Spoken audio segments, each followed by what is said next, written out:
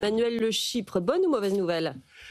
Écoutez, plutôt bonne nouvelle. Plutôt bonne nouvelle. Alors, il faut savoir que c'est une mesure qui s'est quand même imposée comme un des principaux leviers de la politique salariale depuis 20 ans. C'était une des mesures phares de Nicolas Sarkozy. Et on voit bien que, effectivement, la droite cherche à ressusciter un petit peu cette nostalgie des années Sarkozy. Alors après, ça avait été abandonné sous François Hollande, puis c'est revenu un petit peu. Donc, c'est devenu un outil majeur. Et c'est un outil et c'est une de ses caractéristiques, dont l'intérêt dépend vraiment de la conjoncture économique. Et là, on voit bien que l'intérêt est double. Alors, l'intérêt global, c'est de toute façon envoyer un signal favorable au travail. Et ça n'a pas de valeur, c'est intemporel. Mais pourquoi aujourd'hui, ça n'est pas une mauvaise idée, ce retour des heures défiscalisées? C'est parce qu'il y a deux caractéristiques de la conjoncture actuelle. La première, c'est qu'on est quand même dans un moment où les difficultés de recrutement persistent.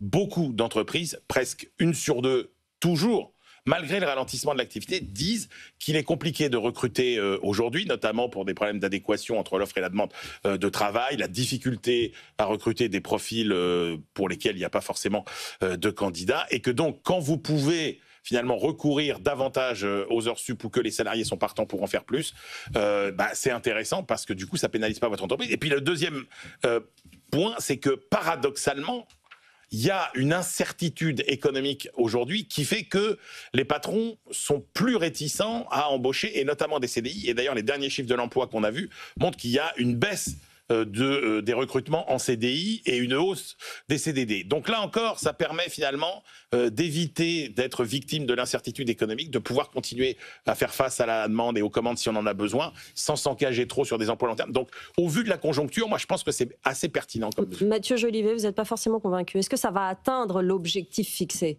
Si vous voulez, moi, ce qui me dérange un petit peu, c'est que les heures sup défiscalisées, c'est un peu travailler plus pour les uns, mais embaucher moins pour les autres. C'est un peu le problème, parce que sur le papier, franchement, je signe. C'est-à-dire que ces heures sup défiscalisées, et on a vu, ce qui est bien, c'est que c'est empirique. On l'a vu pendant plusieurs années sous Nicolas Sarkozy.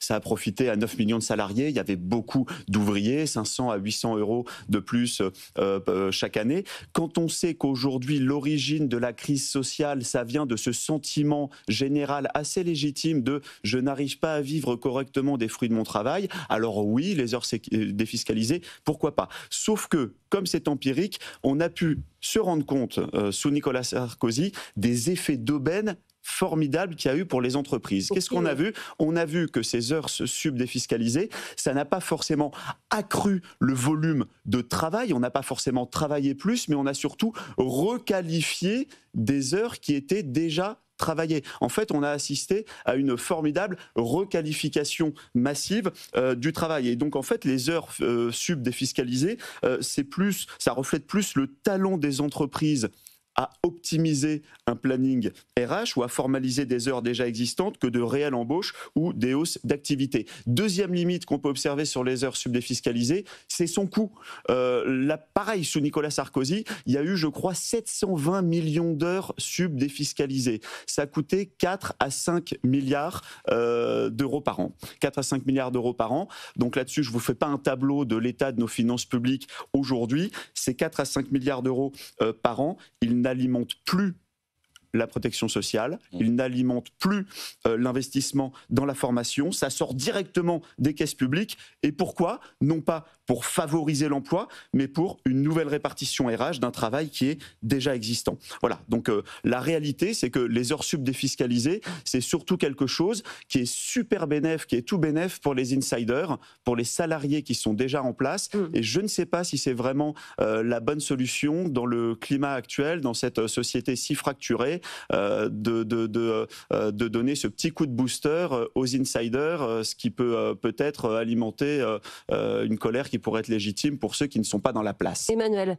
Là, on est plutôt sur une mesure qui, effectivement, concernerait vraiment le les plus hauts utilisateurs de ces heures supplémentaires. C'est-à-dire qu'on est sur une mesure qui coûterait 1 milliard d'euros. Alors, j'ai envie de dire 1 milliard d'euros seulement, parce que effectivement, là, l'idée, ce serait d'aller au-delà des fameux 7 500 euros de plafond qui existent aujourd'hui pour ces revenus d'heures supplémentaires.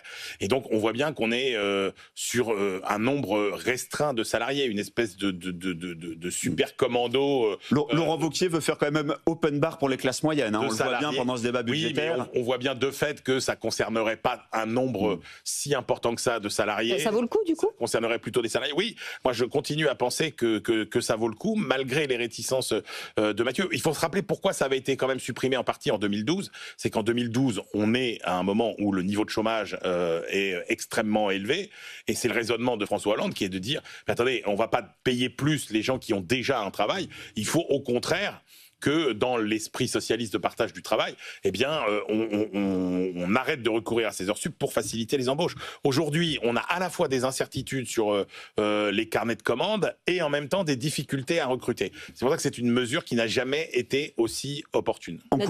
Encourager le travail, évidemment, personne ne peut s'y opposer. Simplement, la vraie question qu'il faut se poser, je pense, c'est comment je peux utiliser intelligemment 5 milliards d'euros. Et en fait, ces heures sup défiscalisées, pour moi, ça reflète plus cette espèce de maquis fiscal dans lequel on s'est englué depuis des années. Et en fait, on est dans de la rustine fiscale. La rustine fiscale, c'est quelque chose qui complexifie, c'est quelque chose qui clive. Sauf que Mathieu, il y a un avantage. Si on veut encourager le travail, ça doit faire partie d'un grand plan, d'un grand soir fiscal avec un projet qui embarque tout le monde, qui n'embarque pas juste une catégorie d'insiders. Sauf Mathieu, que l'avantage, c'est peut-être 1 milliard dépensé, mais c'est 1 milliard dépensé très vite avec un effet immédiat. Et donc, combien de mesures ont l'avantage d'être des mesures dont les effets sont immédiatement impactants et immédiatement mesurables? Je pense que dans l'intérêt de cette mesure, c'est aussi ce qu'il faut prendre en compte. C'est vrai que ce serait efficace pour un petit nombre et sans impact sur l'emploi. Ah oui, vous a convaincu. Merci beaucoup, messieurs Mathieu Jolivet et Emmanuel Le Chypre.